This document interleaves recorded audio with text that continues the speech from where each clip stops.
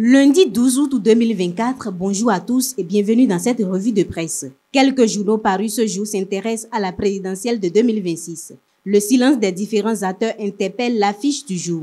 Alors que les élections générales approchent à grands pas, les acteurs politiques semblent contraints au calme mais surtout à rester éveillés face aux manœuvres du président Patrice Talon. Présidentielle de 2026 au Bénin. Patrice Talon tient toute la classe politique en haleine, titre le journal. Le patriote va plus loin et évoque la possibilité que le chef de l'État prépare le terrain pour un troisième mandat. C'est pourquoi le journal appelle l'opposition à l'unité pour espérer une victoire en 2026. Dans cette atmosphère floue, le quotidien Le Potentiel se propose de faire la liste des potentiels candidats au fauteuil présidentiel. Entre Olivier Bokor, Joseph Diogbenou, Romia Douadayi, Luc Atropo ou encore Nourenou Achadé et Eric Houndete, qui pour succéder à Patrice Talon? C'est la question que se pose le journal. Autre sujet abordé par les journaux ce jour, le 5e Forum international de la démocratie participative a pris fin ce dimanche 11 août 2024 à Cotonou. L'autre quotidien note un satisfecit décerné à Luc Atropo, une idée que partage le matinal. Pour le journal, les participants ont pu admirer le modèle béninois avec le maire de Cotonou.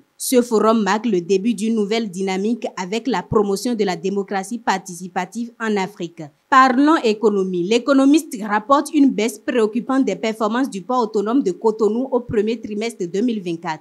Les importations ont chuté de 34% tandis que le trafic des navires a diminué de 24%, informe le journal. Direction Criette. La juridiction colle 7 ans de prison à un enseignant de philosophie pour avoir fait des recherches sur la cybercriminalité, rapporte le Télégramme. Des éléments liés à l'activité de cybercriminalité auraient été retrouvés dans son téléphone. En sport, les Jeux Olympiques de Paris 2024 ont connu leur épilogue hier dimanche 11 août 2024. Le Télégramme exprime sa déception face aux performances des athlètes béninois à cette compétition mondiale. Le journal critique le manque d'ambition des sportifs béninois. En santé, le Télégramme tire la sonnette d'alarme concernant la propagation de la variole du singe qui a déjà touché 16 pays. Bien que la maladie ne soit pas mortelle dans la majorité des cas, elle continue de poser un défi sanitaire important dont il faut prendre conscience selon le journal.